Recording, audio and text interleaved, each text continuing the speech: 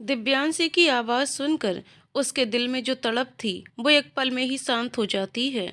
अद्विक, तुम कैसी हो? दिव्यांशी, अब जाकर ठीक हुई हूँ। अद्विक, मतलब समझा नहीं, तुम क्या कहना चाहती हो? दिव्यांशी, फ़ोन पर नहीं बता सकती, मुझे आपसे मिलना है। अद्विक, मिलना है मतलब तुम यहीं हो? दिव्यांशी, हाँ, कल शाम 5 बजे कॉफ़ी हाउस में। अद्विक, ओके।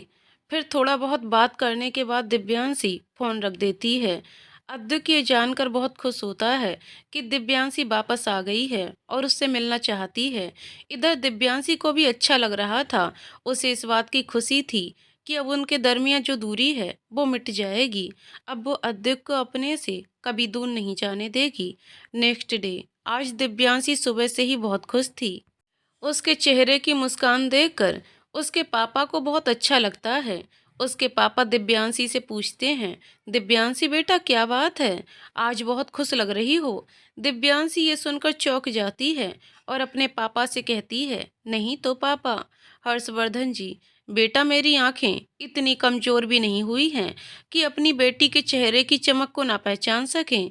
तेरे चेहरे की यही मुस्कुराहट देखने के लिए मेरी आंखें तरस गई थीं।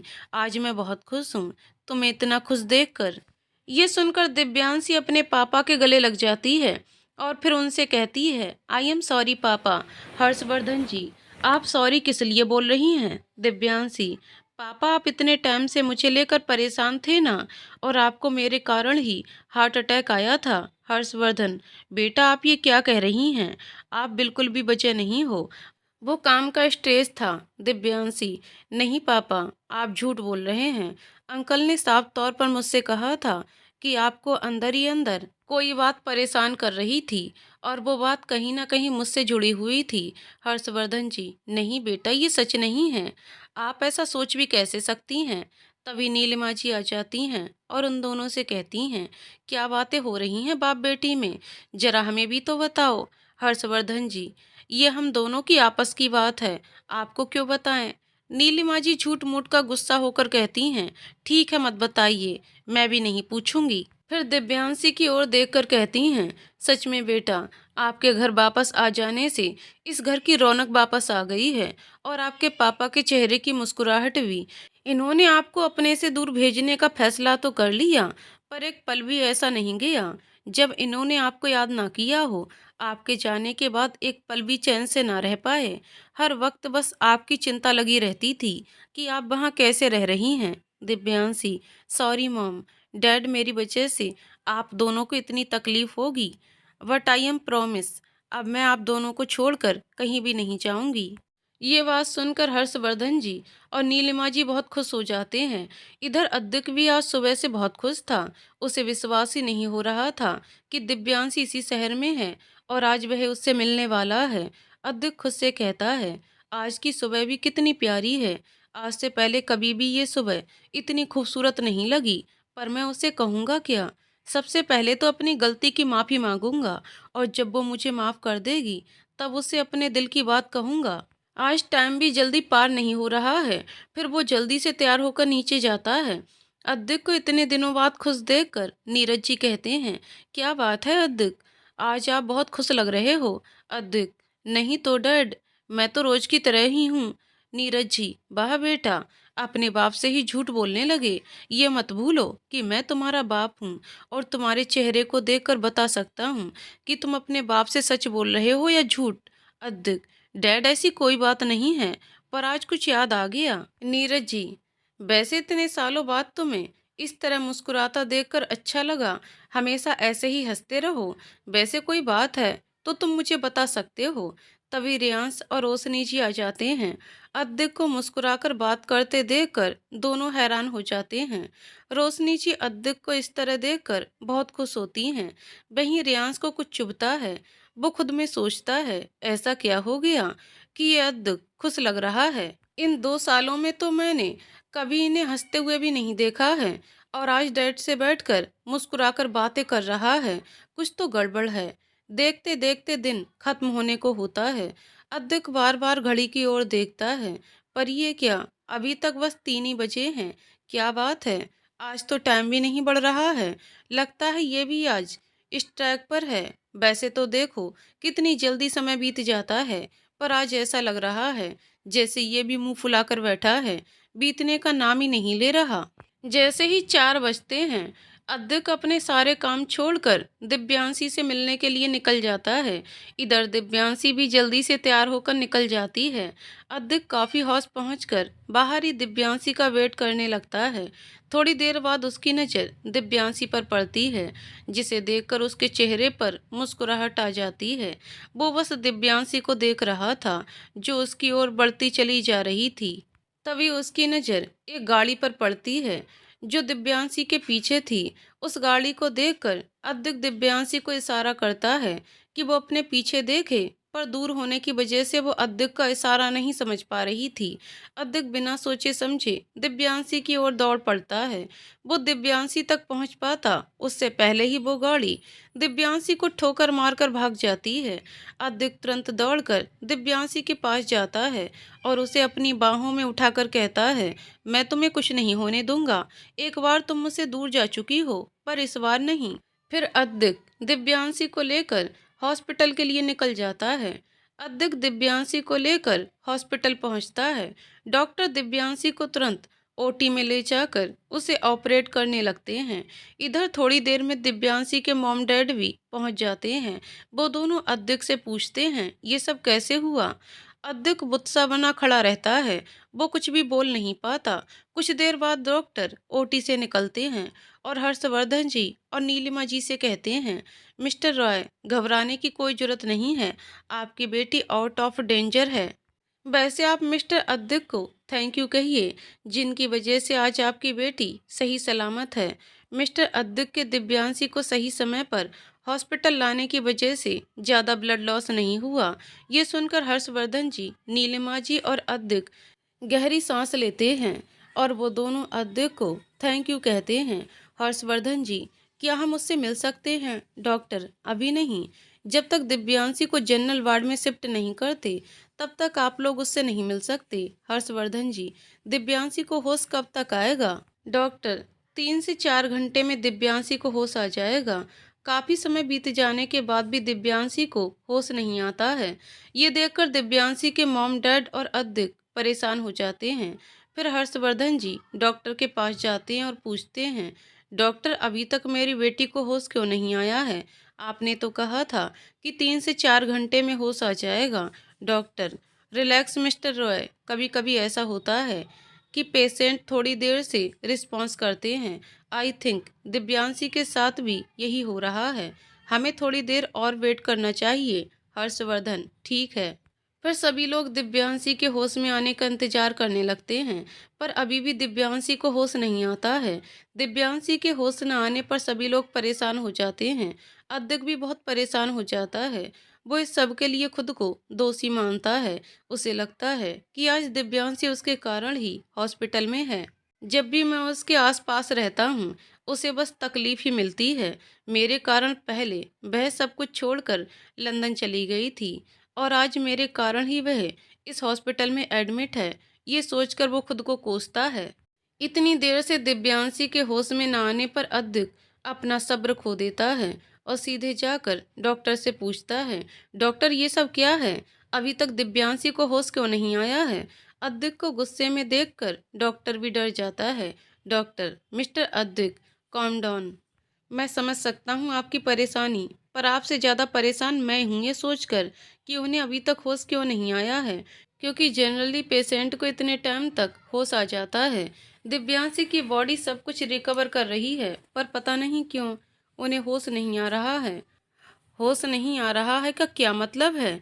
अगर दिव्यांशी को होश नहीं आया तो तुम्हें सड़क पर आने से कोई नहीं रोक सकता है। डॉक्टर सर, प्लीज समझने की कोशिश करें। हम अपनी तरफ से पूरी कोशिश कर रहे हैं ये पता लगाने की कि इन्हें अभी तक होश क्यों नहीं आया है। अदिक, जल्दी करो, मुझे मेरी दिव्यांशी होश में जल्द से जल्द चाहिए। डॉक्टर जी। हर्षवर्धन जी, जो डॉक्टर से बात करने आए थे, वो अद्विक की बात सुनकर बाहर ही रुक जाते हैं। पूरी रात बीत जाती है, पर दिव्यांशी को होश नहीं आता है। हर्षवर्धन जी, नीलिमा जी और अद्विक के साथ साथ डॉक्टर भी परेशान हो जाते हैं। शायद ये उनकी ज़िंदगी में ऐसा पहला केस आया था किसी पेशेंट को इतने टाइम तक होश न आया हो। इधर दिव्यांशी खुद को एक अलग ही दुनिया में देखती है। लगभग 1000 साल पहले पहाड़ों के बीच में जंगलों से घिरा हुआ एक बहुत ही खूबसूरत राजमहल जो आदित्यपुर नामक जगह पर है, जिसे देखकर ऐसा लगता है कि खुद भगवान विश्वकर्मा ने ये महल बनवाया हो। उस महल की खूबसूरती के जितने चर्चे हैं, उससे कहीं ज्यादा चर्चा उस राज्य के राजा विक्रमादित्य के हैं। विक्रमादित्य अपने दयालु स्वभाव के कारण न सिर्फ अपने राज्य में बल्कि दूसरे राज्य में भी प्रसिद्ध हैं। जितने लोग उन्हें प्यार करते हैं, उससे कहीं ज्यादा उनके दुश्मन हैं, जो बस मौके की तलाश में रहते हैं। राजा विक्रम अपनी पत्नी रूपवती के साथ प्रेम पूर्वक अपनी जिंदगी निर्वाह कर रहे थे। उनकी प्रजा भी उनसे बहुत खुश थी, पर एक भी संतान न होने के कारण राजा और रानी बहुत दुखी रहते थे। शादी के काफी समय बीत जाने पर रानी रूपवती की गोद नहीं भरी थी, जिस कारण वो हमेशा दुखी रहती थी। रानी को दुखी देखकर राजा आदित्य भी दुखी हो जाते थे, क्योंकि वह रानी रूपवती से बहुत प्यार करते थे। एक दिन राजा विक्रम को खबर मिली है कि उनके राज्य में कोई सिद्ध पुरुष आए हैं। तब रानी रूपवती राजा विक्रम से जिद करती है कि उन्हें उस सिद्ध पुरुष बाबा से मिलना है। कुछ दिन बाद राजा विक्रम अपनी पत्नी रानी रूपवती के साथ उस सिद्ध बाबा के आश्रम में जाते हैं, जहां वह ठहरे हुए रानी रूपवती बाबा से अपनी समस्या कहती है, जिसे सुनकर बाबा मुस्कुरा देते हैं। बाबा को इस तरह मुस्कुराता देखकर राजा विक्रम और रानी रूपवती दोनों हैरान हो जाते हैं। राजा विक्रम, क्या हुआ बाबा? आप हमारी समस्या सुनकर इस तरह क्यों मुस्कुरा रहे हैं? राजा विक्रम आदित्य की बात सुनकर कहते हैं, राजन, आप जिस समस्या के बारे में यहाँ वार्ता करने आए हैं, वो समस्या तो आपकी है ही नहीं। राजा विक्रम, आप क्या कहना चाहते हैं? मैं कुछ समझा नहीं बाबा। राजन, आपकी पत्नी गर्भवती हैं। राजा विक्रम, ये आप क्या कह रहे हैं? बाबा, यही सच है राजन। रानी रूपवती और राजा विक्रम ये सुनकर बहुत खुश हो जाते हैं और फिर बाबा से आशीर्वाद लेकर अपने राज्य के लिए निकल पड़ते हैं। राजा विक्रम और रानी रूपवती ये जानकर बहुत खुश होते हैं कि अब उनकी भी संतान होने वाली है। वो ये खबर अपनी प्रजा के साथ भी बांटते हैं। रानी की गर्भवती की बात सुनकर सारा राज्य प्रसन्न होता है। सारे राज्य में खुशियों की लहर दौड़ पड़ती है। काफी दिक्कतों के बाद रानी रूपवती एक प्यारी सी बिटिया को जन्म देती है। राजा ने राजकुमारी के जन्मोत्सव पर बहुत बड़ी समारोह का आयोजन किया था। दूसरे राज्यों के राजाओं को भी राजा विक्रम ने आमंत्रित किया था। सभी लोग राजकुमारी के जन्म लेने पर खुश थे। ढोल नगाड़ों के साथ राजकुमारी का स्वागत किया गया। उस महोत्सव में सिद्ध पुरुष बाबा भी आए थे। राजा और रानी ने बड़े ही आदर सत्कार से बाबा का स्वागत किया। राजा विक्रम, बाबा, आपके कदम इस राज्य में पड़ते ही हमारे जीवन की सबसे बड़ी कमी पूरी हो गई। हमारे पास सारी सुख सुविधाएं थीं, अगर कुछ नहीं था तो वह था संतान सुख, पर आपके आशीर्वाद से हमें ये सुख भी मिल गया है। बाबा, राजन, ये तो महादेव की कृपा है। उनकी मर्जी के बिना एक पत्ता तक नहीं हिलता। वैसे भी राजन, आपकी बेटी के सर पर साक्षात महादेव का हाथ है। राजा विक्रम, बाबा, हम चाहते हैं इस शुभ अवसर पर आप हमारी बेटी का नामकरण भी कर दीजिए। बाबा काफी सोच विचार करते हैं। राजन, आपकी बेटी का आज से नाम होगा राजकुमारी उत्तरा। राजकुमारी उत्तरा नाम सुनते ही राजा और रानी के साथ सारी प्रजा प्रसन्न हो जाती है। समय अपनी गति से आगे बढ़ने लगता है और इधर राजकुमारी उत्तरा भी बड़ी होने लगती है। राजा विक्रम राजकुमारी उत्तरा को प्रत्येक क्षेत्र में निपुण बनाते हैं। देखते ही देखते राजकुमारी 18 साल की हो जाती है। सभी राज्यों में राजकुमारी की सुंदरता के चर्चे होने लगते हैं। राजकुमारी उत्तरा की सुंदरता के बारे में लोग कहते हैं, जब पूर्णिमा की चांद की रोशनी राजकुमारी उत्तरा के बदन पर पड़ती है तो उनका बदन सोने की भांति चमकने लगता है। हर राज्य के राजकुमार की ख्वाहिश थी राजकुमारी उत्तरा। हर कोई उसे अपने लिए पाना चाहता था। राजकुमारी उत्तरा बिल्कुल अपने पिता महाराज की तरह दयालु और अपनी माता की तरह सौम्य थी। राजकुमारी के बड़े होने पर अब राजा और रानी उत्तरा के विवाह के लिए चिंतित होने लगे थे। आदित्यपुर से कहीं बहुत दूर वैशाली नामक राज्य में एक नवयुवक चित्रकारी कर रहा था। उसके पास खड़ा उसका दोस्त कहता है, राजकुमार विराट, ये आप किसका चित्र बना रहे हैं? राजकुमार विराट, पता नहीं केशव, जब भी चित्र बनाने की कोशिश करता हूँ, हमेशा यही चित्र बनता है। केशव, पर राजकुमार, आपने कभी तो इन्हें देखा होगा। राजकुमार विराट, नहीं केशव, आज से पहले हमने इसे कभी भी नहीं देखा है। हमारे ख्यालों में बस इन्हीं का चेहरा नजर आता है। कौन है, कहाँ रहती है, हमें कुछ भी नहीं मालूम। केशव, हो सकता है ये हो ही ना, बस आपकी कल्पना मात्र हो। राजकुमार विराट, नहीं केशव, ये बस हमारी कल्पना मात्र नहीं है, हमें पूरा विश्वास है ये कहीं ना कहीं जरूर होंगी। आदित्यपुर। राजा विक्रम और रानी रूपवती अपने कक्ष में बैठे राजकुमारी उत्तरा के बारे में बातें कर रहे थे। रानी रूपवती, महाराज, हमारी उत्तरा विवाह योग्य हो गई है। क्यों ना हम राजकुमारी के लिए एक सुयोग्य वर ढूंढकर उसका विवाह कर दें। राजा विक्रम, बात तो आपकी सही है रानी रूपवती, पर हम चाहते हैं कि राजकुमारी अपना जीवन साथी खुद चुने। रानी रूपवती, ये आप क्या कह रहे हैं महाराज। राजा विक्रम, हाँ रानी रूपवती, हम अपनी उत्तरा के लिए एक भव्य स्वयंवर का आयोजन करना चाहते हैं, जिसमें हमारी उत्तरा अपने पसंद के अनुसार अपना जीवन साथी का चुनाव कर सके। इधर राजा विक्रम और रानी रूपवती स्वयंवर की तैयारियां शुरू कर देते हैं। राजा विक्रम अपने आसपास के हर एक राज्य में न्योता भेजते हैं और हर एक राज्य के राजकुमारों को उत्तरा के स्वयंवर में आने के लिए आमंत्रित करते हैं। सभी राज्यों के राजकुमार ये खबर सुनकर बहुत प्रसन्न होते हैं।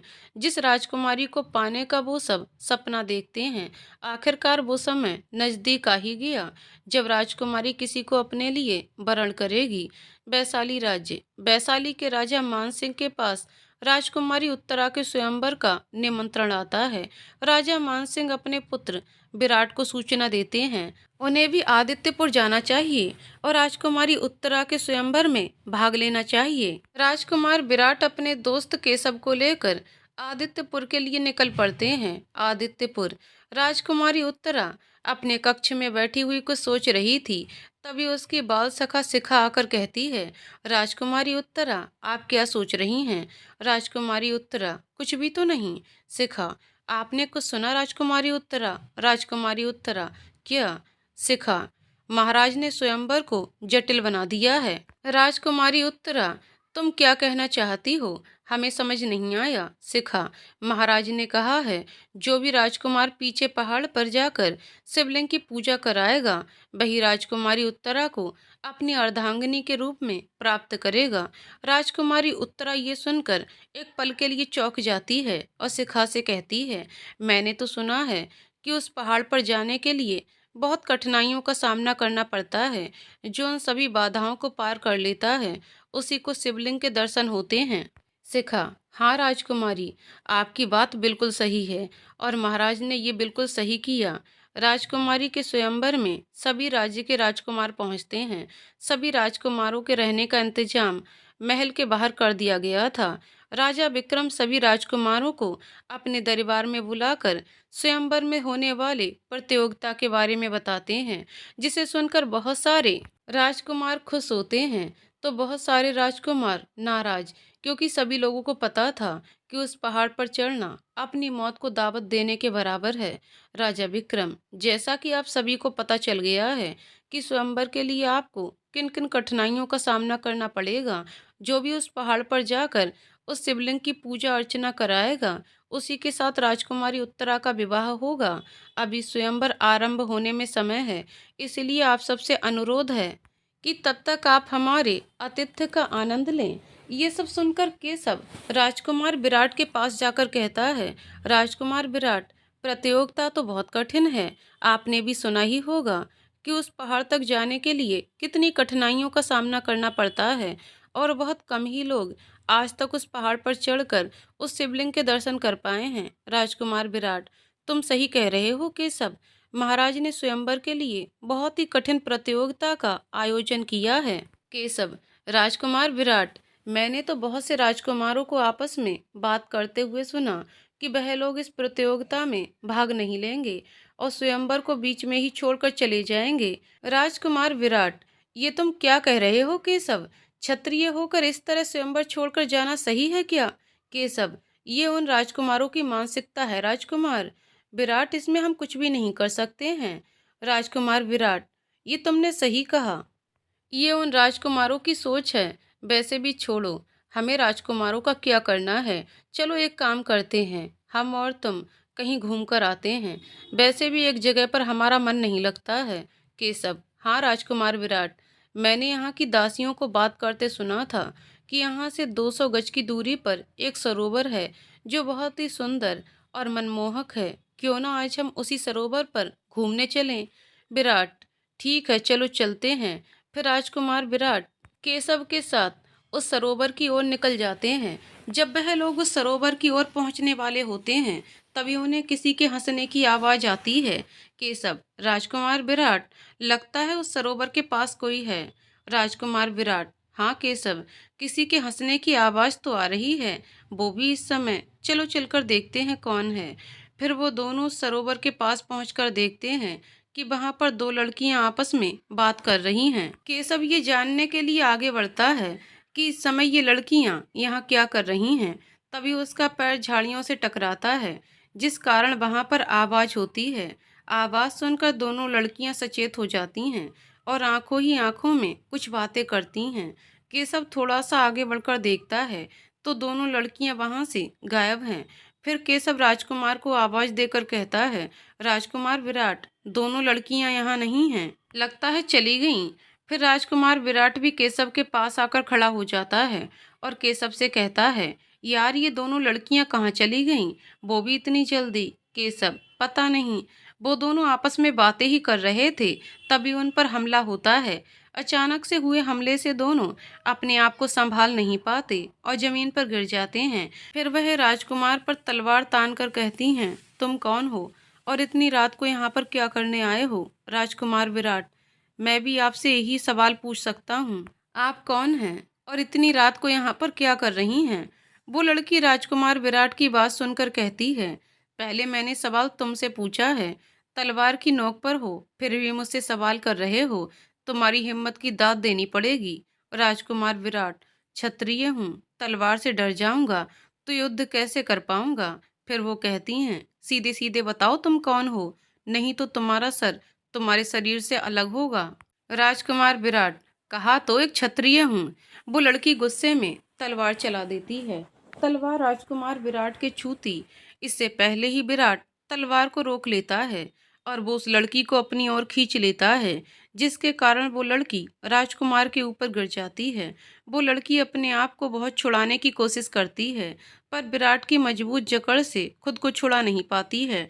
उस लड़की को इतनी मेहनत करता देखकर राजकुमार विराट कहता है, बेकार की कोशिश मत करो, मेरी जकड़ से तुम खुद को छुड़ा नहीं पाओगी। राजकुमार विराट की बात सुनकर वह लड़की गुस्से में आ जाती है और उससे कहती है, हमें छोड़ दो वरना तुम कल को सूरज भी नहीं देख पाओगे।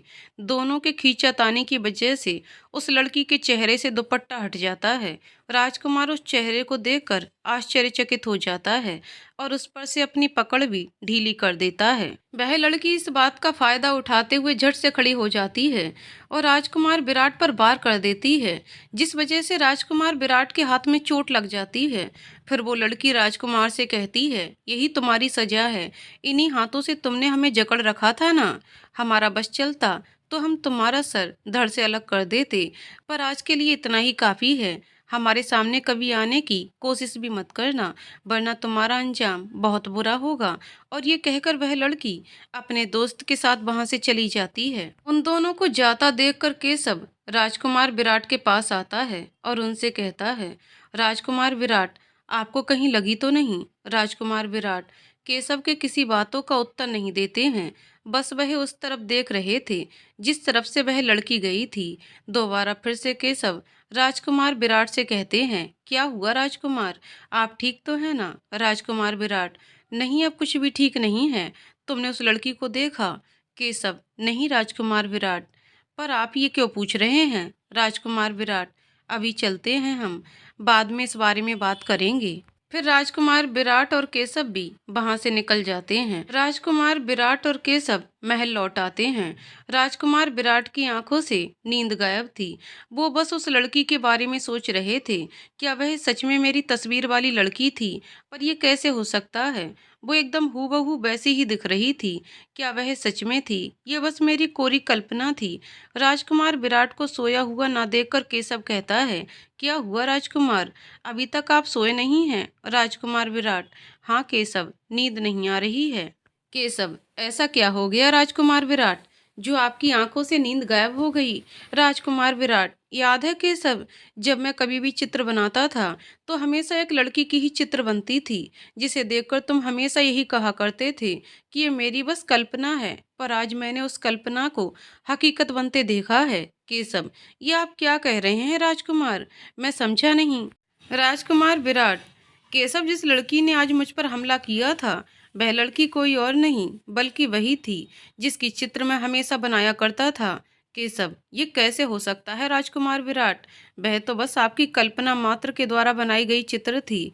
वह हकीकत में कैसे हो सकती है? राजकुमार विराट, हाँ केशव, ये सच है कि वही लड़की थी जिसका चित्र मैं हमेशा बनाता था। वही खूबसूरत आंखें, वही नैन नक्श। केशव, पर यह मुमकिन कैसे हो सकता है राजकुमार विराट?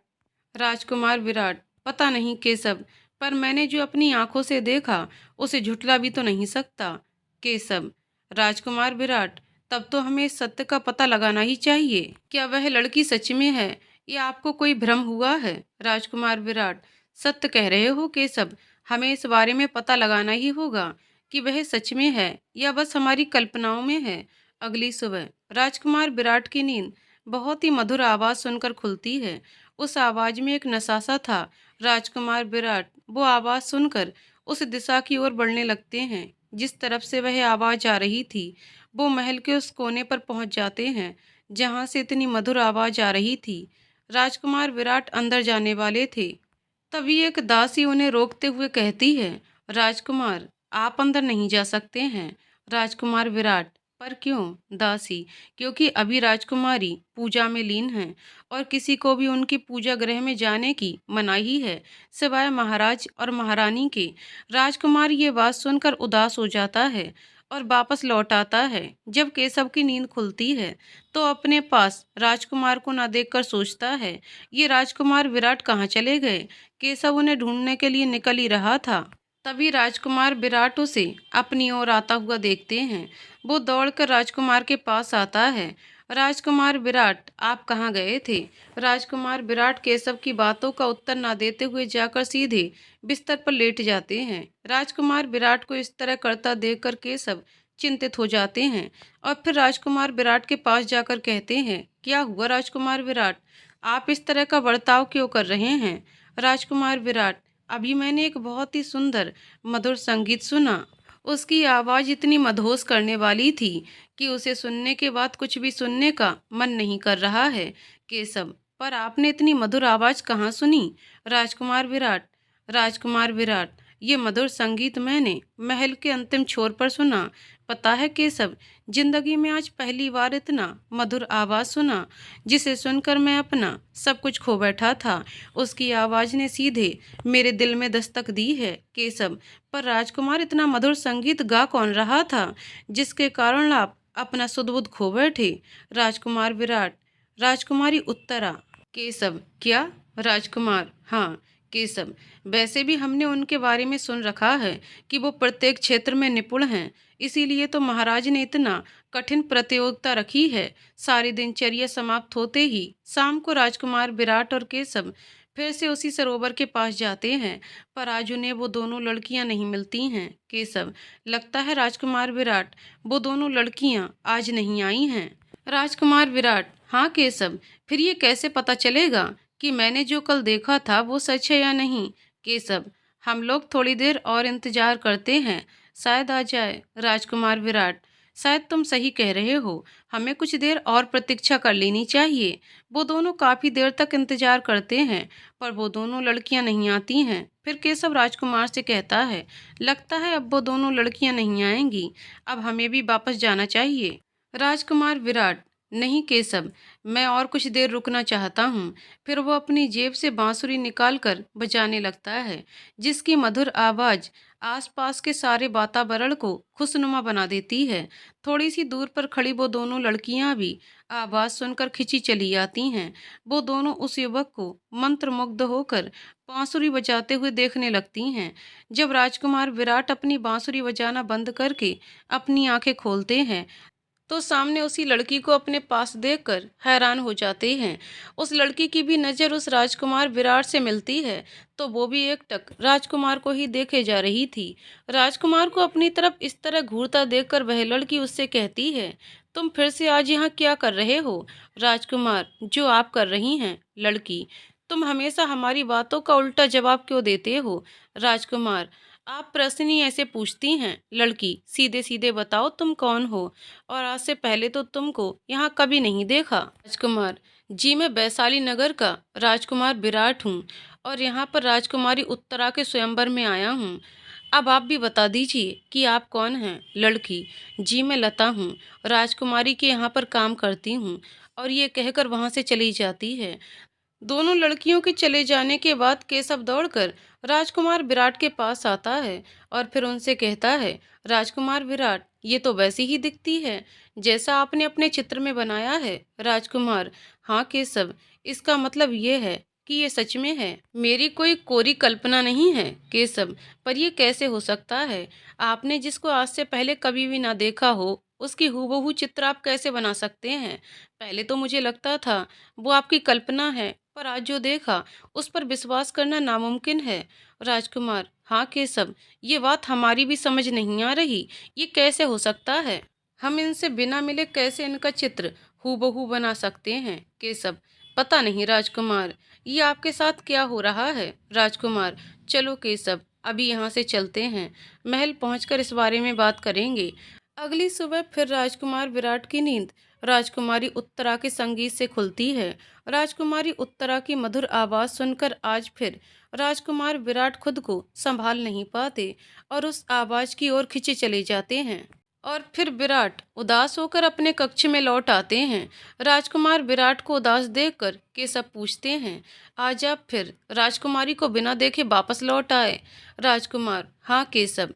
केशव, फिर आप जाते ही क्यों हैं? राजकुमार, मैं खुद पर नियंत्रण नहीं कर पाता, न जाने क्या जादू है उसकी आवाज़ में, मैं खुद ही खिंचा चला जाता हूँ, उसकी आवाज़ सीधे दिल में उतर जाती है।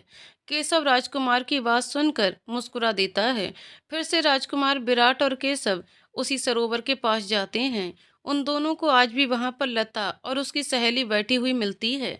राजकुमार विराट को देखकर लता कहती है, आज आप फिर से आ गए राजकुमार। राजकुमार विराट, हाँ ये जगह है ही इतनी खूबसूरत कि बार बार दिल आने को करता है। लता, वैसे आपने ये बात बिल्कुल सच कहा, ये जगह है ही इतनी खूबसूरत कि जो भी एक बार देख ले बार बार खिंचा चला आता है। फिर राजकुमार विराट और लता आपस में कुछ बात करते हैं, फिर वह दोनों अपने अपने रास्ते लौट जाते हैं। समय धीरे धीरे बढ़ता जा रहा था और राजकुमार विराट खुद में ही उलझते जा रहे थे। एक तरफ जहाँ राजकुमारी उत्तरा को बिना देखे ही राजकुमार ने अपने दिल में बसा लिया था, वहीं दूसरी तरफ लता ने भी राजकुमार के दिल में अपनी जगह बना ली थी। राजकुमार विराट को ये समझ नहीं आ रहा था कि वह इस उलझन से बाहर कैसे निकले। ये बात राजकुमार विराट केशव के साथ साझा करते हैं। राजकुमार विराट की बात सुनकर केशव को बहुत हैरानी होती है और राजकुमार विराट, ये कैसे संभव है? वह राजकुमार विराट से कहते हैं कि एक ही समय पर दो युवतियों ने आपके दिल में जगह बना ली है। राजकुमार विराट, हमें ये खुद समझ नहीं आ रहा कि ये हमारे साथ क्या हो रहा है। एक तरफ है राजकुमारी उत्तरा, जिसे हमने आज तक नहीं देखा, बस उनकी मधुर संगीत ने हमें अपने मोह पास में बांध लिया, और दूसरी तरफ वो लड़की है जिसे हमने पहले कभी नहीं देखा था, पर वो हमेशा से ही हमारी कल्पनाओं में थी। हमें तो समझ ही नहीं आ रहा हम क्या करें। राजकुमार, समस्या तो गंभीर है, पर इसका समाधान भी आपको ही ढूंढना होगा। केशव, कैसे ढूंढें इसका समाधान, तुम ही बता दो। राजकुमार विराट और केशव इस पर काफी सोच विचार करते हैं, पर दोनों को कोई भी समाधान नहीं मिलता है। शाम को राजकुमार विराट अकेले ही उस सरोवर की ओर निकल पड़ते हैं और काफ़ी सोच विचार करने लगते हैं। तभी लता उनके पास आती है और उनसे पूछती है, क्या हुआ राजकुमार? आज कुछ खोए खोए से आप लग रहे हैं। राजकुमार विराट, हाँ लता, हम परेशान हैं। लता, ऐसी कौन सी परेशानी है जिसने हमारे राजकुमार को इतना बेचैन कर दिया है? फिर वह अपनी सारी उलझनें लता के साथ साझा करते हैं, जिसे सुनकर लता सिर्फ इतना कहती है, कल सुबह आपको आपके सारे सवालों के जवाब मिल जाएंगे। तब तक के लिए आप निश्चिंत रहें। राजकुमार, ऐसा कल सुबह क्या होने वाला है जिससे हमारी सारी उलझनें दूर हो जाएंगी? लता, आपको हम पर विश्वास है ना राजकुमार? राजकुमार, खुद से ज्यादा। अगली सुबह राज दरबार में राजा विक्रम, आप सभी राजकुमारों का हम एक बार फिर से अपने राज दरबार में स्वागत करते हैं। जैसा कि आप सभी को ज्ञात ही होगा कि स्वयंवर की प्रतियोगिताएं कल से शुरू होने वाली हैं। आप सभी को प्रतियोगिता के लिए ढेर सारी शुभकामनाएं। और जो भी प्रतियोगी ये प्रतियोगिता जीत लेगा वही राजकुमारी उत्तरा का जीवन साथी होगा। फिर कुछ देर बाद राजकुमारी उत्तरा राज दरबार में आती है। राजकुमारी उत्तरा को देखकर सभी राजकुमार के होश उड़ जाते हैं।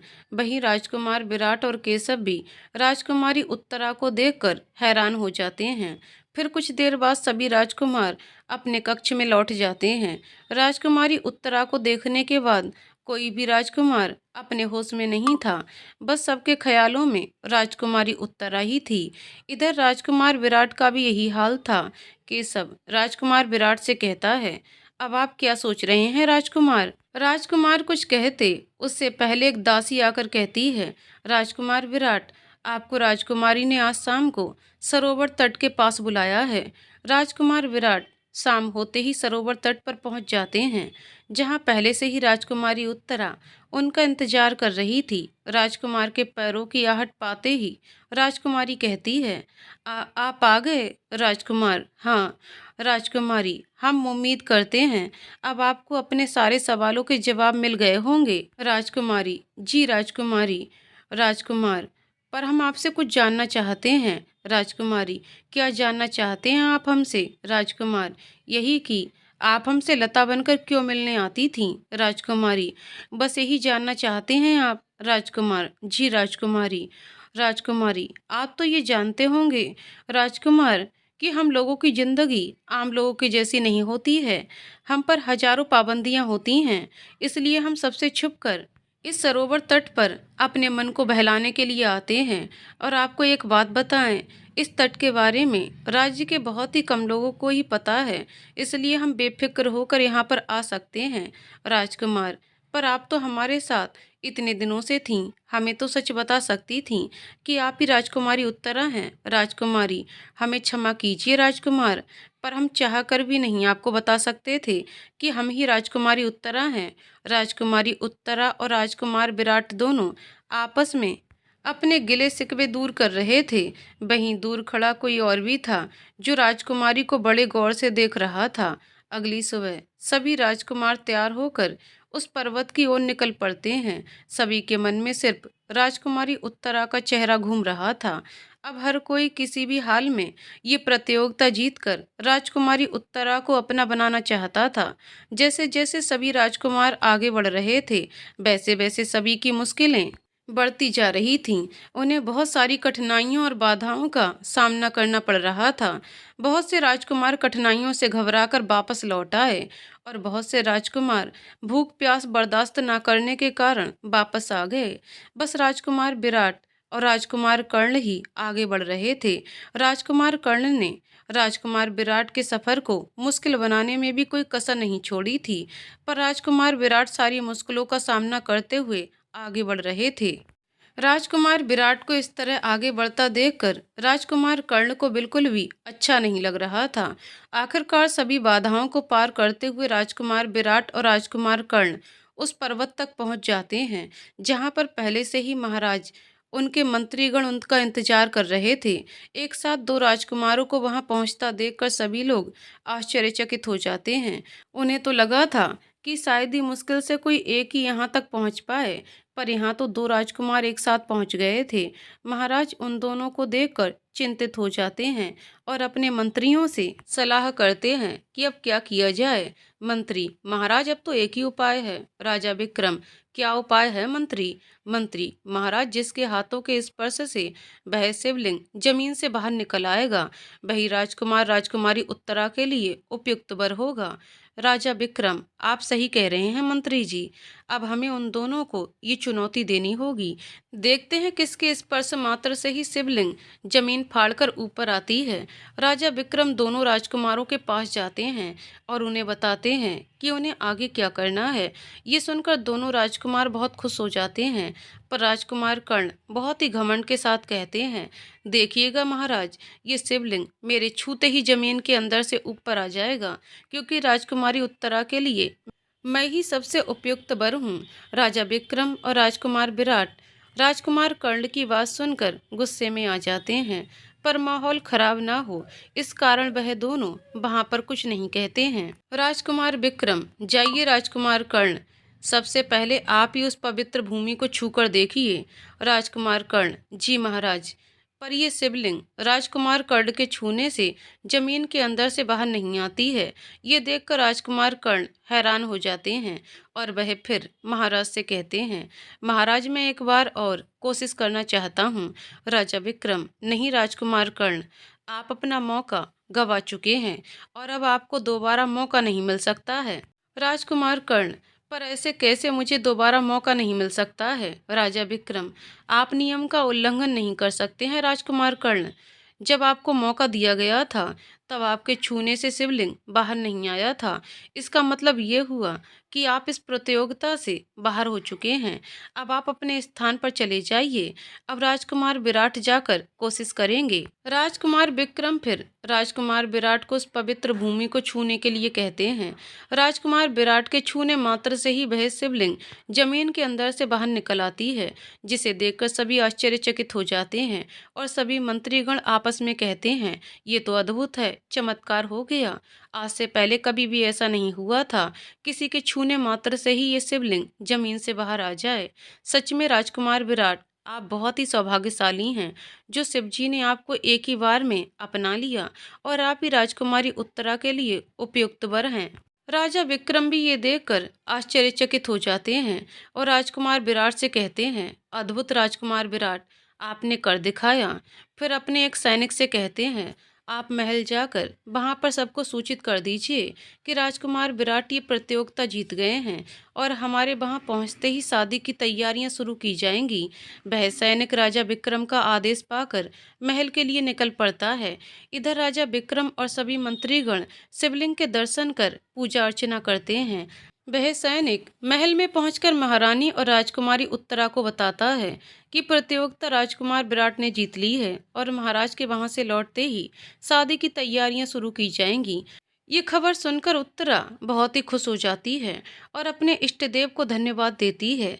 इधर अपनी हार से राजकुमार कर्ण बौखला जाता है और सीधे एक जंगल की ओर बढ़ने लगता है। वहां पहुंचकर वो सीधे एक गुफा के अंदर जाता है और वहां पर मौजूद एक व्यक्ति से कहता है, मैं उस राजकुमार विराट से हार गया। तुम्हारी शक्तियां किसी भी काम की नहीं हैं। तुम्हारी शक्तियों के रहते हुए वो राजकुमार विराट कैसे जीत गया? कैसे उसने इतनी सारी मुश्किलों का सामना किया और सहज ही उस पर्वत पर पहुंच गया? अनजान व्यक्ति, मैंने तो तुमसे पहले ही कहा था कि तुम उस राजकुमार से नहीं जीत सकते हो, क्योंकि उसके ऊपर साक्षात शिव का आशीर्वाद है, पर तुम नहीं माने और तुमने मुझे अपनी शक्तियों का उपयोग करने के लिए कहा। देख लिए ना उसका नतीजा, एक तो मेरी शक्तियां भी बेकार गईं और ऊपर से तुम हार के भी आ गए। राजकुमार कर्ण, ये तुम अपनी बकवास बंद करो, नहीं तो मुझे अपनी तलवार से तुम्हारा धड़ अलग करते देर नहीं लगेगी। अनजान व्यक्ति, तो तुम मुझे धमका रहे हो। शायद तुम ये बात भूल गए हो कि तुम्हारी ये तुच्छ तलवार हमारा कुछ भी नहीं बिगाड़ पाएगी। राजकुमार कर्ण, मुझे अच्छे से याद है, पर अब तुम ही बताओ, मैं ऐसा क्या करूं कि राजकुमारी उत्तरा मेरी बन जाए? फिर वह अनजान व्यक्ति राजकुमार कर्ण के कानों में कुछ कहता है, जिसे सुनकर राजकुमार कर्ण के चेहरे पर शैतानी हंसी आ जाती है। इधर राजा विक्रम राजकुमार विराट और अपने मंत्रीगण के साथ महल पहुंचते हैं। राजा विक्रम के महल लौटते ही शादी की तैयारियां शुरू हो जाती हैं। राज्य के ज्योतिषी आचार्य शादी का शुभ मुहूर्त एक सप्ताह के बाद का निकालते हैं। ज्योतिषी आचार्य महाराज से कहते हैं, महाराज शादी से पहले राजकुमारी उत्तरा और राजकुमार विराट को उस पर्वत पर जाकर शिवलिंग के दर्शन कर लेने चाहिए। राजा विक्रम जी आचार्य। 2 दिन बाद राजकुमार विराट और राजकुमारी उत्तरा शिवलिंग के दर्शन के लिए निकल पड़ते हैं। कुछ समय की यात्रा के बाद दोनों उस पर्वत पर पहुंचते हैं जहां पर आचार्य ने उनके लिए पूजा अर्चना की व्यवस्था कर दी थी। ज्योतिषी आचार्य, राजकुमार विराट और राजकुमारी उत्तरा, आप दोनों हाथ मुंह धोकर उस आसन पर पूजा के लिए बैठ जाइए। कुछ देर बाद ज्योतिषी आचार्य पूजा प्रारंभ करते हैं। पूजा होने के थोड़ी देर बाद ज्योतिषी आचार्य राजकुमारी उत्तरा से कहते हैं, राजकुमारी उत्तरा, पर्वत के नीचे एक सरोवर है जहाँ से आपको जल लाना है। उसी जल से आप दोनों को इस शिवलिंग पर जल अभिषेक करना है। और राजकुमार विराट, आपको तब तक ध्यान लगाना है। और एक बात राजकुमार विराट, ये ध्यान तब तक नहीं टूटना चाहिए जब तक राजकुमारी उत्तरा जल लेकर ना आ जाएं। फिर राजकुमारी उत्तरा पानी लेने के लिए नीचे चली जाती है और राजकुमार विराट अपने ध्यान में लग जाते हैं। कोई था जो इसी मौके का फायदा उठाना चाह रहा था। उसने जब देखा कि राजकुमारी उत्तरा नीचे चली गई है और राजकुमार विराट ध्यान में लग गए हैं, तो उसने अपने कार्य को अंजाम देने का सोचा।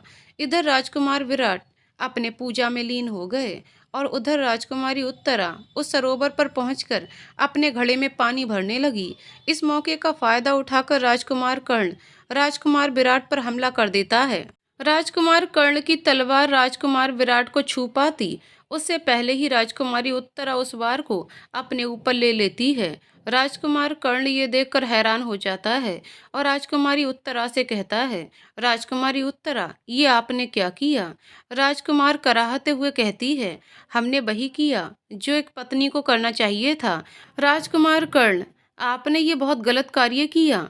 राजकुमार विराट ध्यान में है, इस बात का फायदा उठाकर आप उन पर वार कर रहे हैं, पर मेरे रहते हुए कभी भी आप राजकुमार विराट को हानि नहीं पहुंचा सकते हैं। राजकुमार कर्ण, उसमें ऐसा क्या है राजकुमारी उत्तरा कि उसके लिए आप अपनी जान तक देने के लिए तैयार हो गईं? और जब मैंने आपसे अपने प्रेम का इजहार किया तो आपने मुझे मना कर दिया। राजकुमारी उत्तरा, क्योंकि हम राजकुमार विराट से बहुत प्यार करते हैं और उनके सिवा किसी को भी हम अपने मन में स्थान नहीं दे सकते हैं। हमारी रूह में बसते हैं राजकुमार विराट। राजकुमार कर्ण, ये कभी नहीं होगा राजकुमारी उत्तरा।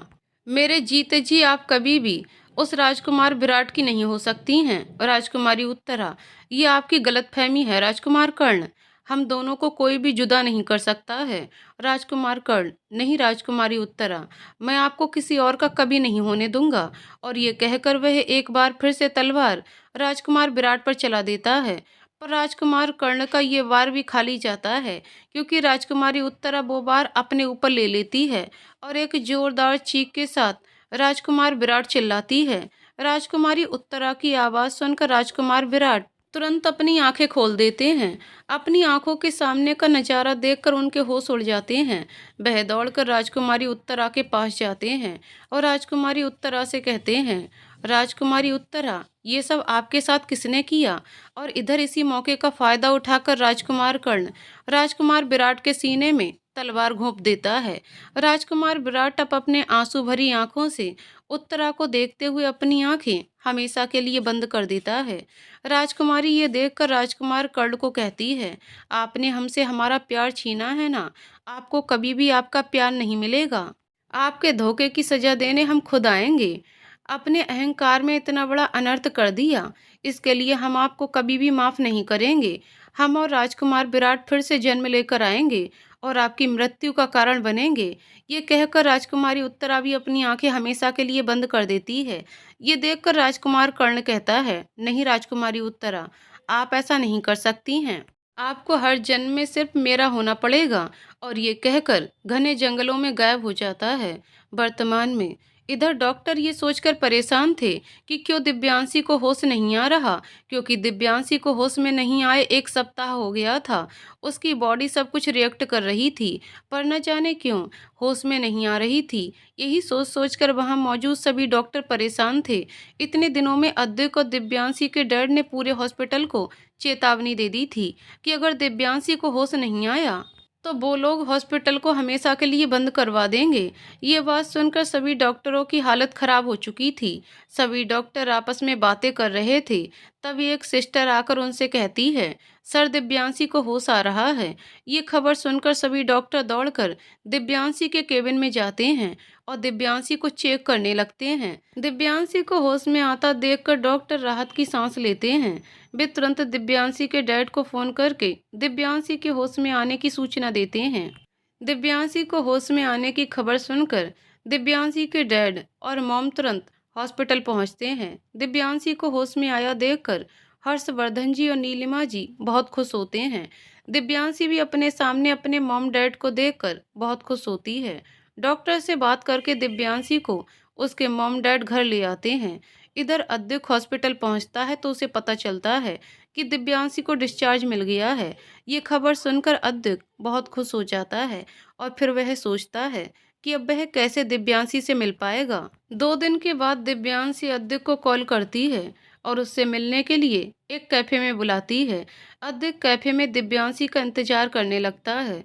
अद्विक दिव्यांशी को अपने सामने देखकर बहुत खुश होता है और उसे अपने सीने से लगा लेता है। दिव्यांशी भी अद्विक की बाहों में खुद को पाकर बहुत ही खुश होती है। फिर दिव्यांशी अद्विक को वह सब कुछ बताती है जो उसने अपने बेहोशी की हालत में महसूस किया था और देखा था। पर अद्विक उसकी बातों पर भरोसा नहीं करता है और हंसते हुए उससे कहता है, दिव्यांशी ये सब क्या है? ये सब तुम्हारे मन का सिर्फ वहम है। दिव्यांशी अद्विक से नाराज होते हुए कहती है, अद्विक ये आप कैसी बातें कर रहे हैं? अद्विक, तो मैं क्या कहूँ? दिव्यांशी, पर अद्विक, मैंने उन पलों को महसूस किया है, ये झूठ तो नहीं हो सकता है। अद्विक, दिव्यांशी ये बस तुमने बेहोशी की हालत में देखा है और कौन विश्वास करेगा तुम्हारी पुनर्जन्म की बातों पर? दिव्यांशी, क्या आपको मुझ पर विश्वास नहीं है? अद्विक, तुम पर खुद से ज्यादा भरोसा करता हूँ, पर यह पुनर्जन्म में यकीन नहीं है। दिव्यांशी मन में सोचती है, अद्विक को तो मुझ पर भरोसा ही नहीं हो रहा। रियांश के खिलाफ फिर वो कैसे मेरी बात सुनेगा? मैं क्या करूँ? मुझे समझ ही नहीं आ रहा। दिव्यांशी को चुप देखकर अद्विक कहता है, क्या हुआ? तुम चुप क्यों हो गई? दिव्यांशी, कुछ नहीं, अब मैं घर चलती हूँ। अद्विक, पर इतनी जल्दी क्या है? अभी तो आई हो। पर दिव्यांशी अद्विक की बात को अनसुना करते हुए घर के लिए निकल जाती है। घर पहुंचकर दिव्यांशी ये सोचने लगती है, कैसे अद्विक के सामने सच को लाऊं? वो तो मेरी बात मानने को भी तैयार नहीं है। फिर वो कुछ सोचकर किसी को फोन करती है। अगली सुबह अद्विक के मॉम और डैड दिव्यांशी के घर आते हैं। उन दोनों को देखकर नीलिमा जी और हर्षवर्धन जी दोनों हैरान हो जाते हैं। उनकी हैरानी देखकर नीरज जी कहती हैं, हर्षवर्धन जी, आई नो कि आप हमें देखकर बहुत हैरान हो रहे हैं, पर हम यहाँ पर कुछ खास कारण से आए हैं। हर्षवर्धन जी, मतलब आप क्या कहना चाहते हैं? मैं समझा नहीं। नीरज जी, एक्चुअली बात यह है कि हम अपने बेटे रियांश के लिए आपकी बेटी दिव्यांशी का हाथ मांगने आए हैं। हर्षवर्धन जी, रियांश का? ये आप क्या कह रहे हैं नीरज जी? मेरी तो कुछ भी समझ नहीं आ रहा है। नीरज जी, बात यह है कि आज सुबह ही हमें रियांश ने बताया कि दिव्यांशी ने उसे फोन करके कहा कि वह रियांश से शादी करने के लिए तैयार है। ये बात सुनकर दिव्यांशी के मॉम और डैड दोनों हैरान हो जाते हैं। फिर हर्षवर्धन जी कहते हैं, नीरज जी, ये आप क्या कह रहे हैं? दिव्यांशी रियांश से शादी करना चाहती है? नीरज जी, जी हर्षवर्धन जी, हम भी पहले ये खबर सुनकर चौंक गए थे। जब हर्षवर्धन जी और नीरज जी आपस में बातें कर रहे थे, उसी समय घर में एक शख्स की एंट्री होती है, जिसे देखकर हर्षवर्धन जी पूछते हैं, आप कौन हैं और किससे मिलना है? जी मैं नभ, और मैं दिव्यांशी से मिलने आया हूँ। नभ नाम सुनकर हर्षवर्धन जी बहुत खुश होते हैं और नभ को कहते हैं, बेटा दिव्यांशी से आपके बारे में बहुत कुछ सुना है, आपसे मिलकर बहुत खुशी हुई। आप बैठिए, मैं अभी दिव्यांशी को बुलवाता हूँ। नभ, जी अंकल। दिव्यांशी जब नीचे आती है तो नभ को अपने सामने देखकर बहुत खुश होती है और उससे पूछती है, तुम अचानक बिन बताए कैसे आ गए? नभ, क्योंकि तुम्हारी बहुत याद आ रही थी और ऐसा लग रहा था कि जैसे तुम्हें मेरी जरूरत है, इसलिए मैं आ गया। दिव्यांशी ये सुनकर बहुत खुश हो जाती है और नभ से कहती है, लोग सच ही कहते हैं, सच्चे दोस्त बिन बताए ही अपने दोस्त के मन की बात जान जाते हैं और सही समय पर मदद के लिए भी पहुंच जाते हैं। फिर वह नभ को लेकर अपने कमरे में चली जाती है। इधर हर्षवर्धन जी नीरज जी से कहते हैं, ठीक है नीरज जी, मैं दिव्यांशी से बात करके आपको इस बारे में बताता हूँ, क्योंकि दिव्यांशी ने अभी तक मुझे कुछ भी नहीं कहा कि वह रेयान से शादी करना चाहती है। इधर नब दिव्यांशी से कहता है, दिव्यांशी अभी अभी जो मैंने नीचे सुना वह सच है? दिव्यांशी, क्या सुना तुमने? नभ, यही कि तुम उस रेयान से शादी करने वाली हो। दिव्यांशी, हाँ सही सुना तुमने। नभ, पर तुम तो अद्विक से प्यार करती हो ना, तो फिर रेयान से शादी क्यों? नभ की बातें सुनकर दिव्यांशी की आंखों में आंसू आ जाते हैं। दिव्यांशी की आंखों में आंसू देखकर नभ बहुत परेशान हो जाता है और उससे पूछता है, दिव्यांशी ऐसी कौन सी बात है जो तुमने इतना बड़ा डिसीजन ले लिया? दिव्यांशी नभ को सारी बातें बताती है और फिर उससे कहती है, क्या तुम्हें भी मेरी कहानी झूठी लग रही है? क्या तुम भी पुनर्जन्म पर विश्वास नहीं करते हो? दिव्यांशी की बात सुनकर नभ कहता है, देखो दिव्यांशी, ये पुनर्जन्म होता है या नहीं होता है मुझे नहीं मालूम, पर मैं तुम्हारी बातों पर भरोसा करता हूँ। अगर तुम ये इतने यकीन से कह रही हो तो जरूर ये सच होगा। दिव्यांशी, थैंक यू नभ, मुझ पर भरोसा करने के लिए। नभ, मैं हर पल हर कदम पर तुम्हारे साथ हूँ। नीरज जी के चले जाने के बाद हर्षवर्धन जी दिव्यांशी के पास जाते हैं और दिव्यांशी से कहते हैं कि आप सच में रेयान से शादी करना चाहती हैं? दिव्यांशी, जी डैड। हर्षवर्धन जी, अचानक से आपने ये फैसला क्यों किया? दिव्यांशी कुछ भी नहीं कहती, बस अपने डैड को देखती रहती है। उसको चुप देखकर हर्षवर्धन जी फिर से कहते हैं, बताइए दिव्यांशी, आपने ये फैसला क्यों किया? दिव्यांशी फिर भी चुप रहती है। उसे इस तरह चुप देखकर हर्षवर्धन जी दिव्यांशी से बहुत नाराज होते हैं और उससे बिना कुछ कहे नीचे चले जाते हैं। हर्षवर्धन जी को इस तरह गुस्से में देखकर नीलिमा जी कहती हैं, क्या हुआ? आप इतने नाराज से क्यों लग रहे हैं? हर्षवर्धन जी, आपने देखा ना कैसे हमसे बिना पूछे इतना बड़ा डिसीजन ले लिया, और तो और उसने रेयान से शादी के लिए हाँ भी कर दिया। नीलिमा जी, मैं बात करके देखती हूँ, आखिर उसने ऐसा फैसला कैसे कर लिया। हर्षवर्धन जी, कोई फायदा नहीं उससे बात करके, पर कुछ भी उत्तर नहीं देगी वह आपकी बातों का। मैं बार बार उससे पूछकर थक गया, पर उसने एक बार भी कोई जवाब नहीं दिया। नीलिमा जी, तो आप अब क्या करने वाले हैं? हर्षवर्धन जी, जैसा दिव्यांशी चाहती है वैसा ही होगा। नीलिमा जी, ये आप क्या कर रहे हैं? दिव्यांशी की इस बेवकूफ़ी में आप उसका साथ कैसे दे सकते हैं? हर्षवर्धन जी, तो आप ही बताइए हम क्या करें? हमने दिव्यांशी से कितना कुछ पूछा कि वह क्यों कर रही है, पर उसने हमें बताना भी जरूरी नहीं समझा, इसलिए अब वह जो चाहती है वही होगा। मैं अभी नीरज जी को कॉल करके इस रिश्ते के लिए हाँ कर देता हूँ। फिर हर्षवर्धन जी नीरज जी को कॉल करके इस रिश्ते के लिए हाँ कर देते हैं। इधर जब ये बात रेयांश को पता चलती है कि दिव्यांशी के मॉम डैड ने भी इस रिश्ते के लिए हामी भर दी है, तो वह बहुत खुश हो जाता है। सभी घर वाले जब इस बारे में बात कर रहे थे, तभी अद्विक घर पहुंचता है। उन सभी को एक साथ देखकर पूछता है, क्या बात है, आज सब बहुत खुश लग रहे हैं? नीरज जी, हाँ बात ही कुछ ऐसी है जिस वजह से हम सब आज बहुत खुश हैं। अद्विक हैरानी से सबको देखने लगता है। उसकी हैरानी देखकर नीरज जी कहती हैं, बेटा बात ही ऐसी है कि दिव्यांशी ने रेयान से शादी के लिए हाँ कर दी है। अद्विक को ये बात सुनकर जोर का झटका लगता है। वो फिर से कहता है, क्या कहा आपने डैड, जरा फिर से कहिएगा। नीरज जी, यही कि दिव्यांशी और रेयांश की शादी होने वाली है। अपने डैड की बात सुनकर वह पूरी तरह से शॉक्ड हो जाता है। उसे इस बात पर यकीन नहीं होता है। तभी रेयांश आकर कहता है, देखा भाई, मैंने आपसे कहा था ना कि दिव्यांशी सिर्फ मुझसे प्यार करती है, इसीलिए तो उसने मुझसे शादी के लिए हाँ कर दी। अपने भाई की बात सुनकर वह अपनी जगह पर एकदम जड़ सा हो जाता है। उसे समझ ही नहीं आता है कि उसके साथ ये हो क्या रहा है। ये सब उसकी समझ से बाहर था। इधर दिव्यांशी के लिए भी शादी के लिए हाँ करना बहुत मुश्किल था। वो बहुत बार कमजोर पड़ जाती थी। तब नभ ही दिव्यांशी का हौसला बढ़ा था। नभ हर समय उसकी मदद को खड़ा रहता। फिर कुछ समय के बाद दोनों परिवार मिलकर दिव्यांशी और रेयांश की शादी की डेट फिक्स कर देते हैं। शादी की डेट फिक्स होते ही अद्विक पूरी तरह से टूट जाता है। उसने अपने और दिव्यांशी के लिए क्या क्या सपने देखे थे, वो सब एक पल में ही टूट गए। जिस दिव्यांशी को वह दिलो जान से चाहता था, आज उसकी शादी उसके भाई से होने जा रही है। उधर दिव्यांशी भी शादी की डेट फिक्स हो जाने पर बहुत ज़्यादा परेशान हो जाती है। उसे परेशान देखकर नव कहता है, क्या हुआ दिव्यांशी, तुम इतना परेशान क्यों लग रही हो? जैसा तुमने सोचा था बिल्कुल वैसा ही तो हो रहा है। देखना बहुत जल्द रेयांश का सच अद्विक के सामने होगा। दिव्यांशी, नव, अगर अद्विक को कुछ भी याद नहीं आया तो क्या होगा? ये जो मैं कर रही हूँ क्या सही है? अगर मेरा पासा उल्टा पड़ गया तो नव, सब कुछ खत्म हो जाएगा।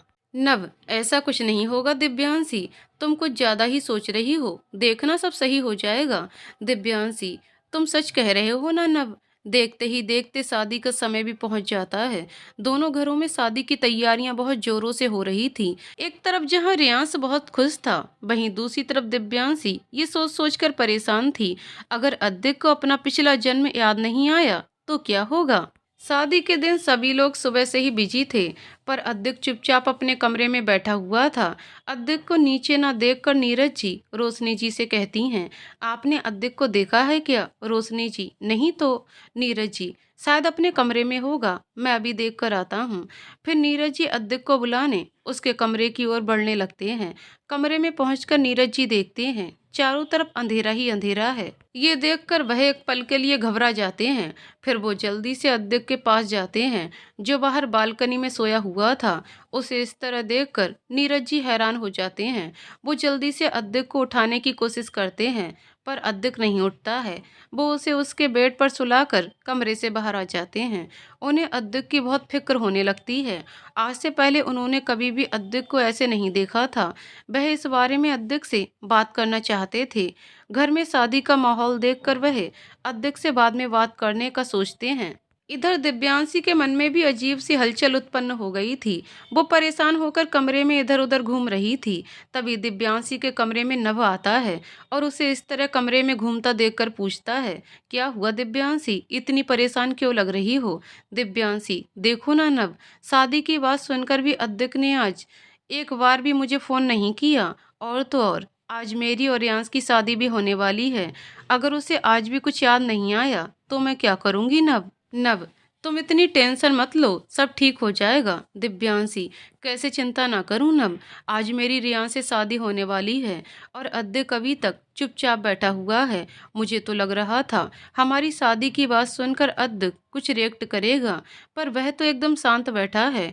उसकी ये चुप्पी मुझे बहुत डरा रही है। नब्बी दिव्यांशी की बात सुनकर परेशान हो जाता है। तभी नीलिमा जी दिव्यांशी के कमरे में आकर दिव्यांशी से कहती हैं, दिव्यांशी आप तैयार हो जाइए, क्योंकि बारात वहां से निकलने वाली है। ये बात सुनकर दिव्यांशी का दिल और बैठने लगता है। नीलिमा जी अपने साथ आई लड़कियों से कहती हैं कि आप सब दिव्यांशी को अच्छे से तैयार कीजिए। फिर वो नव की तरफ मुड़कर कहती हैं, बेटा नीचे चलें। फिर नव और नीलिमा जी दोनों दिव्यांशी के कमरे से बाहर निकल जाते हैं। इधर बारात निकलने की तैयारी हो रही थी, पर अद्विक को इन सब से कोई मतलब नहीं था। उसने अपने आप को कमरे में बंद करके रखा था। देखते ही देखते बारात निकल जाती है। जैसे जैसे बारात निकल रही थी, वैसे वैसे अद्विक के दिल की धड़कनें तेज हो रही थीं। अद्विक के दिल और मन में जंग छिड़ चुकी थी। उसको मन करता कि वह चुपचाप सब सह ले, पर उसका दिल इस बात के लिए बगावत कर रहा था। वह अपने दिल और मन में उलझ कर रह जाता है और फिर अंत में फाइनली एक डिसीजन लेता है। इधर बारात भी दिव्यांशी के द्वार पर लग चुकी थी। बारात की आहट सुनकर दिव्यांशी के भी मन में हलचल उत्पन्न हो जाती है। वो भगवान से बस एक ही विनती कर रही थी कि अद्विक को समय से पहले सब कुछ याद आ जाए, नहीं तो सब कुछ बर्बाद हो जाएगा। हर्षवर्धन जी और नीलिमा जी द्वार की रस्म करके रियांश को मंडप में बैठा देते हैं। फिर नीलिमा जी दिव्यांशी को लेने के लिए उसके कमरे में जाती हैं, जहां पर वो चुपचाप गुमसुम सी बैठी हुई थी।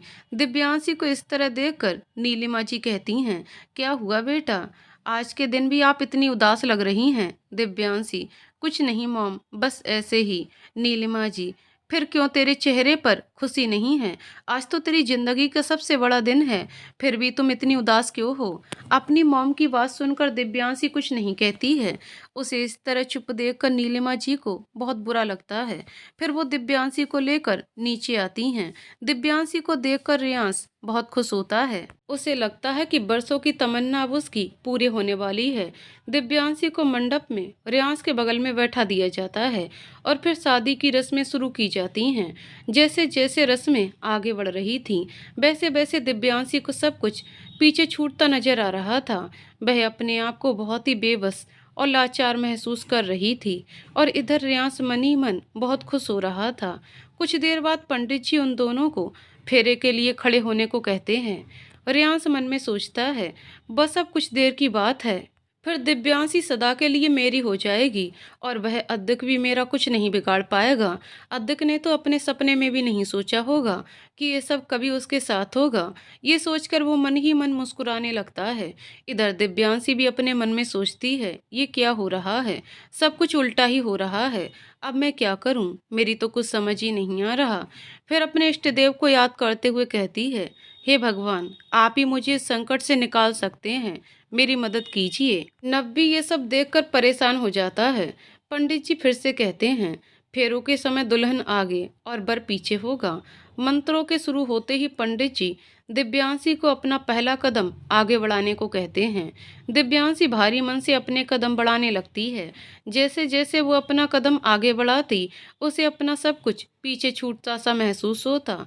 अब उसने अद्दक के आने की उम्मीद भी छोड़ दी थी और इसे नियति का फैसला मानकर स्वीकार करने की कोशिश करने लगी थी। दिव्यांशी अपना पहला फेरा पूरा करती, उससे पहले ही एक आवाज गूंजती है, रुक जाओ दिव्यांशी, तुम ये शादी नहीं कर सकती हो। सभी लोग उस दिशा की ओर देखने लगते हैं जिधर से आवाज आई थी। वहां पर उन्हें अद्दिक खड़ा हुआ दिखता है, जो धीरे धीरे मंडप की ओर बढ़ रहा था। अद्दिक को देखकर जहां दिव्यांशी और नव खुश थे, वहीं रियांश उसे देखकर मुंह बनाने लगा था। जैसे जैसे अद्दिक आगे बढ़ रहा था, उसे कुछ धुंधली तस्वीरें याद आ रही थीं। अचानक से उसे वह सब याद आने लगा जो कभी उसे दिव्यांशी ने बताया था।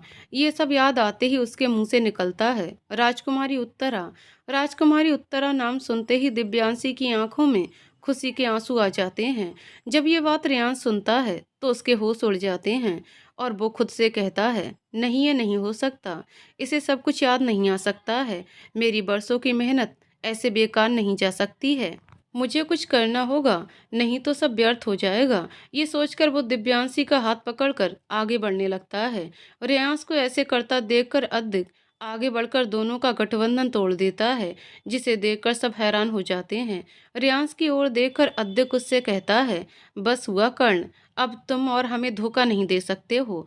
तुम्हें क्या लगा तुम इस बार भी मेरा प्यार मुझसे छीन लोगे? नहीं, इस बार ऐसा नहीं होगा। तुम मुझसे दोबारा मेरा प्यार नहीं छीन सकते हो। ये बात सुनकर दिव्यांशी अद्दिक के सीने से लग जाती है और उससे कहती है, आपको सब कुछ याद आ गया अद्दिक? अद्दिक, हाँ दिव्यांशी, मुझे सब कुछ याद आ गया। ये सब देखकर हर्षवर्धन जी कहते हैं, ये सब क्या हो रहा है दिव्यांशी? दिव्यांशी, डैड, मुझे मेरे सारे सवालों का जवाब मिल गया है। हर्षवर्धन जी, किन सवालों का जवाब तुम्हें मिल गया है दिव्यांशी? दिव्यांशी, वही सवाल डैड, जो बचपन से हम सबको परेशान करते आए हैं, जिसकी वजह से आप और मॉम हमेशा परेशान रहते थे। हर्षवर्धन जी, मैं कुछ समझा नहीं। दिव्यांशी फिर उन्हें सारी बातें बताती है जो अपने बेहोशी की हालत में उसने महसूस की थी। ये सब सुनकर सभी लोग हैरान हो जाते हैं। फिर नीरज जी आगे बढ़कर दिव्यांशी से कहती हैं, बेटा ये आप कैसी बातें कर रही हैं? दिव्यांशी, अंकल जी यही सच है। नीरज जी, मतलब आप ये कहना चाहती हैं कि यह आपका अद्विक और रियांश का पुनर्जन्म है? दिव्यांशी, जी अंकल। नीरज जी, क्या ये सब सच हो सकता है? नीरज जी की बात सुनकर हर्षवर्धन जी कहते हैं, ये सब सच है नीरज जी। फिर वह उन्हें दिव्यांशी के जन्म के बाद से होने वाली सभी परेशानियों को बताते हैं, जिसे सुनकर सभी हैरान हो जाते हैं। किसी ने नहीं सोचा था कि दिव्यांशी का जीवन इतना कष्टदायक था। आज अद्दिक को भी दिव्यांशी की आंखों का सूनापन समझ में आ गया था। ये सब देखकर रियांश बौखला जाता है और अद्दिक की ओर देखकर कहता है, तुम शायद भूल रहे हो, अद्दिक, पिछली बार तुम्हारी मौत मेरे ही हाथों हुई थी और इस जन्म में भी मैं ही तुम्हारी मौत का कारण बनूंगा। रहा दिव्यांशी से शादी करने का सवाल, तो मैं उसे शादी करके ही रहूंगा। तुम तो क्या, दुनिया की कोई भी ताकत मुझे रोक नहीं सकती। ये सुनकर दिव्यांशी कहती है, रियांश शायद तुम भूल रहे हो, तुम मेरी मर्जी के बिना मुझे अपना नहीं बना सकते हो। अगर तुमने ऐसा करने का सोचा भी तो अंजाम बहुत बुरा होगा। ये बात सुनकर रियांश हंसने लगता है और दिव्यांशी की ओर देखकर कहता है, ये तो सच है कि मैं तुम्हें तुम्हारी मर्जी के बगैर अपना नहीं बना सकता, पर तुम अगर इस जन्म में भी मेरी नहीं हुई तो मैं तुम्हें इस अद्दक का भी नहीं होने दूंगा।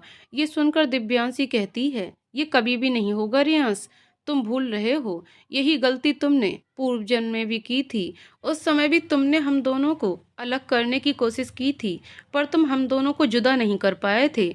रियांश, याद है मुझे, सब याद है।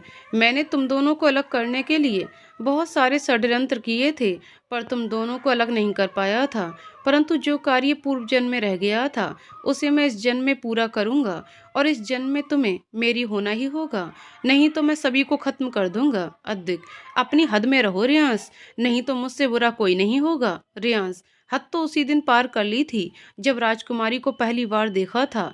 राजकुमारी उत्तरा को पहली बार देखते ही मैं उस पर मोहित हो गया था। उसी क्षण मैंने सोच लिया था कि राजकुमारी को मैं अपना बनाकर रहूंगा। उस समय भी तुम बीच में आ गए थे, और इस जन्म में भी तुम बीच में आ रहे हो।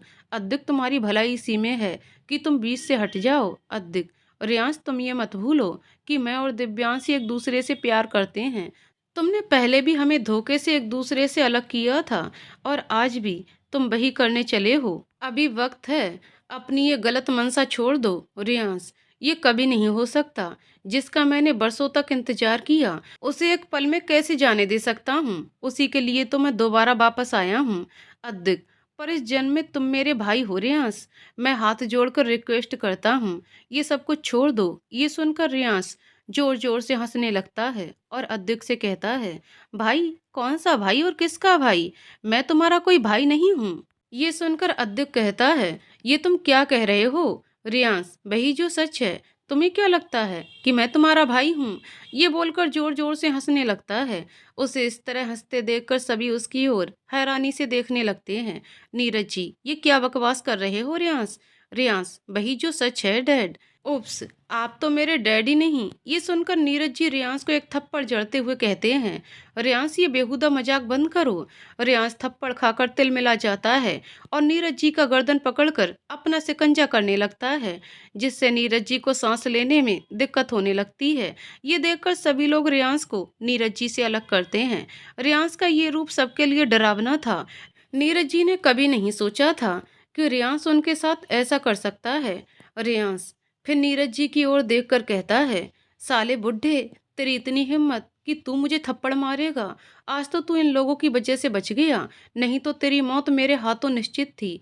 अब तो सबको समझ में आ गया होगा कि मैं इनका बेटा नहीं हूँ। रोशनी जी को अभी भी रियांश की बातों पर भरोसा नहीं होता है। वह आगे बढ़कर रियांश से कहती हैं, नहीं बेटा, ये सच नहीं हो सकता है। मैंने तुझे जन्म दिया है, तू मेरा ही बेटा है। सबसे कह दे, तूने जो अभी कहा सब झूठ है। रेयांश रोशनी जी की बात सुनकर कहता है, लगता है बुढ़िया तू भी सटिया गई है। जो एक बार का कहा समझ नहीं आता। नहीं हूं मैं तेरा बेटा समझी, तुम्हारा बेटा तो कोई और था, जिसे हमने किसी अनाथालय में रख दिया था। मैं तो बस अपना मकसद पूरा करने के लिए आया हूँ। मैं तो बस दिव्यांशी और अद्विक के पास रहना चाहता था, जिससे मैं इन पर नजर रख सकूं। और ये कहकर वो रोशनी जी को धक्का दे देता है।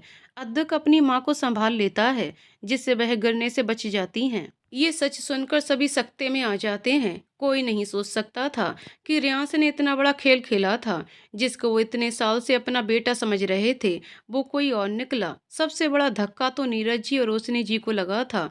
ये सच सुनकर रोशनी जी तो वहीं जमीन पर बैठकर रोने लगती हैं। किसी तरह हिम्मत करके नीरज जी रियांश से कहते हैं, रियांश, तुमने हमारे साथ ऐसा क्यों किया?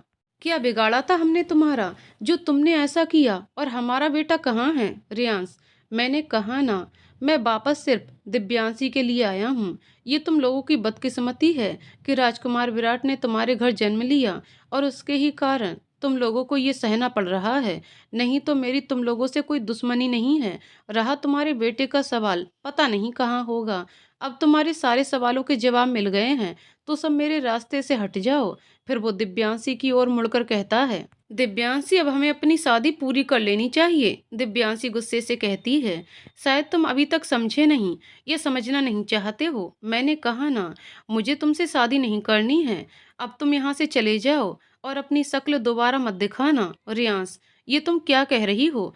तुमने ही तो इस शादी के लिए हाँ की थी। दिव्यांशी, हाँ, मैंने तुमसे शादी के लिए कहा था, क्योंकि मैं तुम्हारा असली चेहरा अद्विक के सामने लाना चाहती थी। रियांश, मतलब तुमने मेरे साथ शादी का नाटक किया? दिव्यांशी, हाँ, मैंने बस तुमसे शादी का नाटक किया। रियांश, तुम मेरे साथ ऐसा कैसे कर सकती हो? दिव्यांशी, इस बार भी तुमने मेरे प्यार को ठुकराया। दिव्यांशी, ये तुम्हारा प्यार नहीं है, पागलपन है रियांश, जिसे तुम प्यार का नाम दे रहे हो। तुमने कभी भी मुझसे प्यार नहीं किया है, तुम मुझे बस हासिल करना चाहते थे। अगर तुम मुझसे प्यार करते तो कभी भी तुम इतना बड़ा षड्यंत्र नहीं करते, कभी भी तुम अद्विक के भाई को उससे दूर नहीं करते।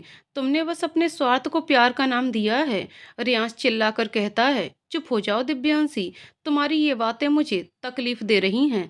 अगर मैं तुमसे प्यार नहीं करता तो क्यों वापस आता? दिव्यांशी, तुम वापस सिर्फ अपने स्वार्थ पूर्ति के लिए आए हो। रियांश, सच कहा तुमने, मैं सिर्फ अपने स्वार्थ पूर्ति के लिए आया हूँ, पर इसके साथ ये भी सच है कि मैं तुमसे बहुत प्यार करता हूँ। दिव्यांशी, अगर तुम सच में मुझसे प्यार करते हो तो चुपचाप यहाँ से चले जाओ और मेरे और अद्विक के बीच में आने की कोशिश मत करो। ये तो तुम अच्छे से जानते हो कि मैं सिर्फ अद्विक से प्यार करती हूँ और उसी के साथ शादी करूँगी। रियांश, नहीं दिव्यांशी, ये कभी भी नहीं हो सकता है।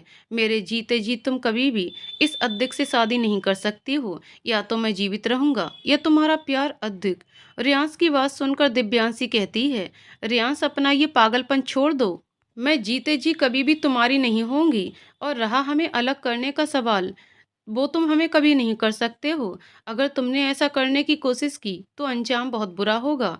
तुम्हें याद है या भूल गए, मैंने तुमसे मरते वक्त क्या कहा था? जब भी हम मिलेंगे तुम्हारी मौत का कारण बनेंगे। ये सुनकर रेयांश भी एक पल के लिए चौंक जाता है, क्योंकि ये बात तो उसके दिमाग से पूरी तरह से निकल गई थी। फिर भी रेयांश कहता है, चाहे जो भी हो, मैं अब पीछे नहीं हट सकता। मैं तुम्हारे लिए ही वापस आया हूँ और तुम्हें लिए बिना वापस नहीं जाऊंगा। ये कहकर रेयांश दिव्यांशी की ओर बढ़ने लगता है। ये देखकर दिव्यांशी पीछे हटने लगती है। रेयांश उस तक पहुंच पाता उससे पहले ही अद्विक बीच में आ जाता है, जिसे देखकर रेयांश को बहुत गुस्सा आता है। अब वो अद्विक से कहता है, बीच से हट जाओ, नहीं तो मुझसे बुरा कोई नहीं होगा। अद्विक, बीच में तो तुम आ रहे हो रेयांश, अभी भी वक्त है, यहाँ से चले जाओ। रियांश, ये कभी भी नहीं हो सकता है। जब तक मैं जिंदा हूँ तुम्हें दिव्यांशी का नहीं होने दूंगा। मेरे जीते जी तुम कभी भी दिव्यांशी को नहीं पा सकेगा। अद्विक, रियांश रुक जाओ। पर रियांश नहीं रुकता है। ये देखकर अद्विक को बहुत गुस्सा आता है और वह आगे बढ़कर रियांश को जोर से धक्का देता है, जिससे रियांश खुद को संभाल नहीं पाता और नीचे गिर जाता है। सभी घर वाले अद्विक को ऐसा करते देखकर हैरान हो जाते हैं। रियांश भी अद्विक को घूर कर देखता है। फिर अद्विक आगे बढ़कर रियांश को उठाकर कहता है, दिव्यांशी सिर्फ मेरी है और तुम कभी भी हमें अलग नहीं कर सकते हो। ये कहकर वो रियांश को मारने लगता है। देखते ही देखते दोनों में लड़ाई शुरू हो जाती है। दोनों एक दूसरे को बहुत ही बुरी तरीके से मार रहे थे।